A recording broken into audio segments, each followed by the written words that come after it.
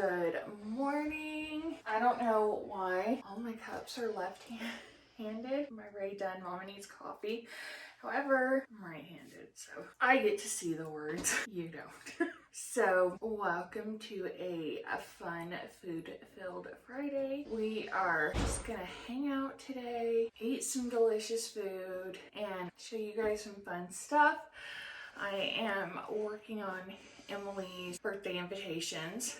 And if you're new here, I have 5 kids, and rumor has it I can be a little extra. I do the best I can. I do have some autoimmune things, so I get worn out and tired really easy. So we just do what we can. But I do really love to go big. I love to create things, and I really just love to do fun things that make my kids smile and happy. So that is what we are working on. Candy bracelet birthday invitations. It should be really, really fun. So let's start off our morning by making these kiddos some sausage biscuits. If you saw my grocery haul earlier in the week, we are, like everyone, we are tightening up. We are watching our pennies because of inflation. I bought some really specific items because not only did I want to eat inexpensively this week, I wanted to make sure these kids were fed and kept full. So this morning is sausage biscuits. I already had some jumbo biscuits in the fridge, so those weren't part of the grocery haul. I actually had them for something else, but the big kids asked if we could make those today. I never used them for what I bought them for, so we popped those in. And Mason, if you're new here, Mason is my 4th child. He just turned 10. He's my pickiest eater, and he does not love gravy spread on things, but he likes to dip. So we're gonna make a can of the little biscuits that I bought in the grocery haul too, so that he can, have like sausage biscuit dippers. And Emily, you never know which way she's gonna swing, but usually if Mason has something that seems different in any way from everybody else's food, she wants it because she's not gonna be left out. Emily's the baby, y'all. She's 7. She turns 8 in July. So it could go either way with her, but it's all fairly easy. They're all Walmart canned biscuits, so really cheap. And so let's make some gravy, y'all. The biscuits are already in the oven. So I grew up with biscuits and gravy. When we lived overseas, even though we weren't military, we were overseas on like government contracts. So we had base rights. And so a lot of times my mom could get bacon or sausage. So she could use bacon fat. And when sausage was available, she got it. Milk, butter, and flour was usually readily available. And I will say, my kids, they usually qualify for free and reduced breakfast and lunch at school. And that is a big part of our budget most of the year. So we're sticklers for eating at school.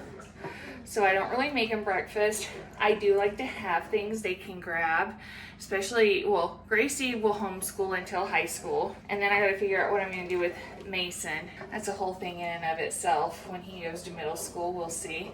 And then the other kids eat at school, and then weekends and dinners. So during the school year, biscuits and gravy is definitely a weekend thing. It is really nice to make in the mornings in the summer, because especially here in Utah, I know some places in the South, Texas being one of them, that is not always the case, but it is not super hot in the mornings. All right, so Mason and him, I used to have 4-ounce ramekins, and they're either still packed away in the storage room or didn't make it here with us.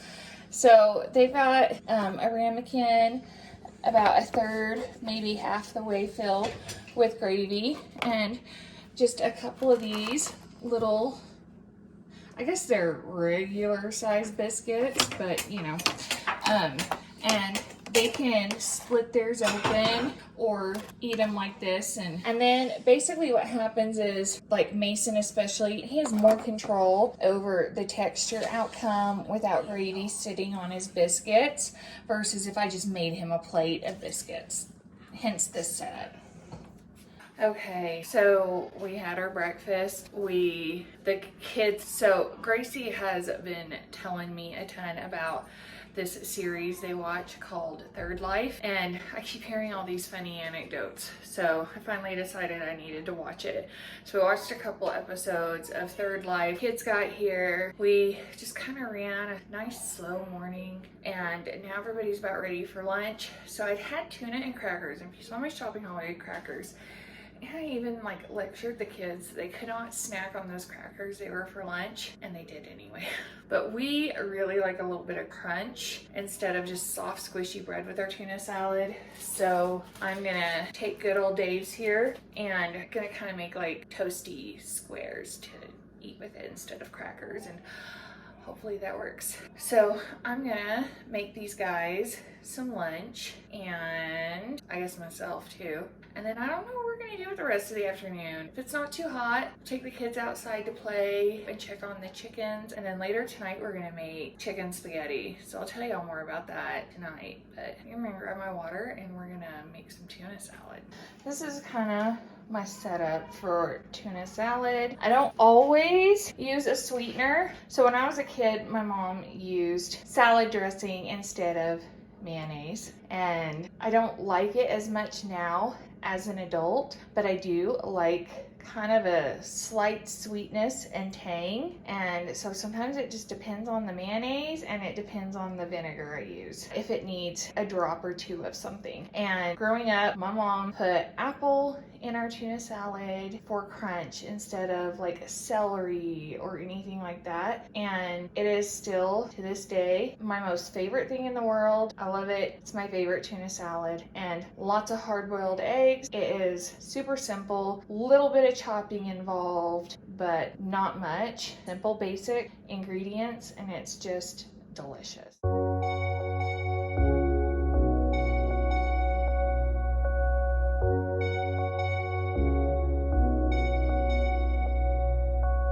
Okay, so part of my process that I truly believe makes this so good is that I treat the sauce and the tuna salad as two separate entities to be combined. So you see, this is olive, this is the pickle and the tuna and the apple and the egg. It has been salted and peppered. We're gonna leave it alone. Now we're gonna take a bowl and I'm gonna make my sauce and then mix it, and you know, the directions and ingredients will be in the blog, so no worries there. But guys, it just, when you do it this way, I don't know, it just gets to, it just mixes together and everything's consistent, and it just turns out so good. This is how I'm giving it to the kids, especially babysitting. You know, some kids feel like tuna is intimidating, and so you want it presented friendly. They've been told about all the flavors, things in it that they'll like, but it's separate and not touching, so they feel like they're in control of what they're doing, which helps.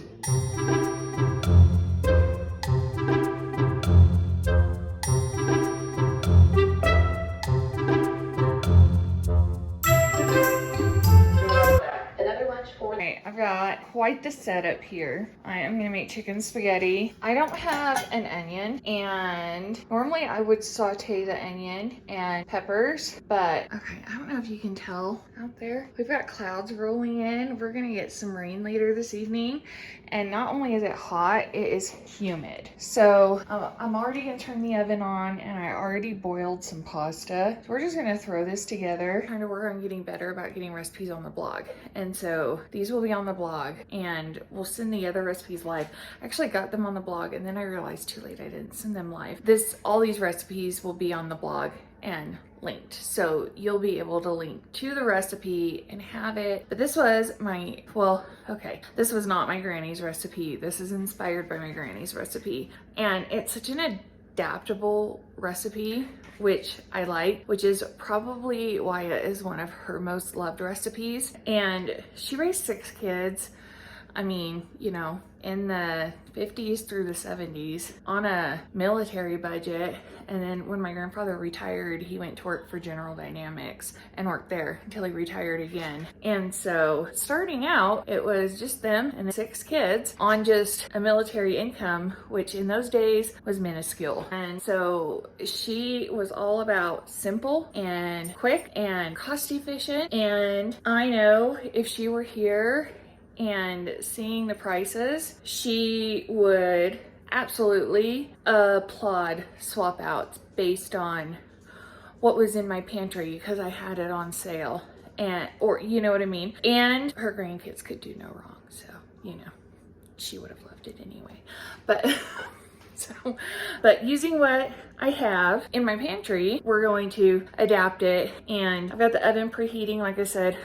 I don't want to saute anything, so we're just going to chop this red pepper. I'm going to whip it up and get it in the oven and get these people fed because dinner time, right? So when I was growing up, I didn't always live near my grandparents. We lived overseas a couple of times, and then when we were stateside, we visited as often as possible, and holidays when we were able to. And when we moved to Utah, my grandparents actually came and visited us in Utah, which was really fun the few times they did, and really special. And so the time we spent with my grandparents, it was I guess more like either holidays or celebratory, or you know, we were all just hanging out. If we were hanging out with Granny, she didn't want to cook. She wanted to spend time with us at that point in her life, especially after we had been gone so much. So she would order out and we would walk down and get cheeseburgers, or she would drive us down to Taco Bell or Whataburger. So a lot of my exposure to my grandmother's recipes through holiday meals, and when we spent time with aunts and cousins, like if my parents went out of town and we were, you know, spending time with them. And of course, when my mom cooked, my mom made meatloaf. Maybe she made small adaptations, which is how family recipes go. But, you know, she, you know, made a version of what her mom made that she loved growing up. Stuff like that. So I got those recipes through stories. This is what my mom made when I was a kid. I always loved this growing up. Oh, my favorite thing growing up was your granny's chicken spaghetti. And so I'm making that for dinner tonight while y'all are here. You know, stuff like that. That's how I got those recipes. And of course, my aunts, of course, have their own recipes and things that I grew up loving. We lost my granny suddenly, gosh, so 16 years ago. I mean, honestly, still a trauma to a lot of us. Here we go.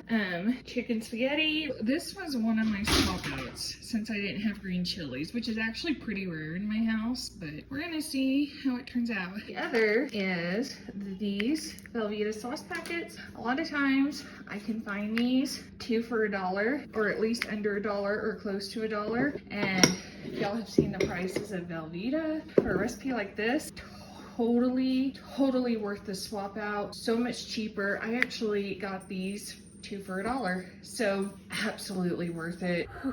All right, you guys, Gracie's babysitting charges just left. I visited with Sam and Andrea, their parents, for a little bit. It's been a full day. And now we're gonna hang out, and I think we're gonna watch Moana as a family and just, you know, relax and just kind of have, you know, an hour or so of downtime before we put the littles to bed. Poor Gracie, she was up at 6. She's exhausted. I think she's ready to jump in the shower and call it a night. But yeah, thanks you guys for hanging out with me. Give this video a like.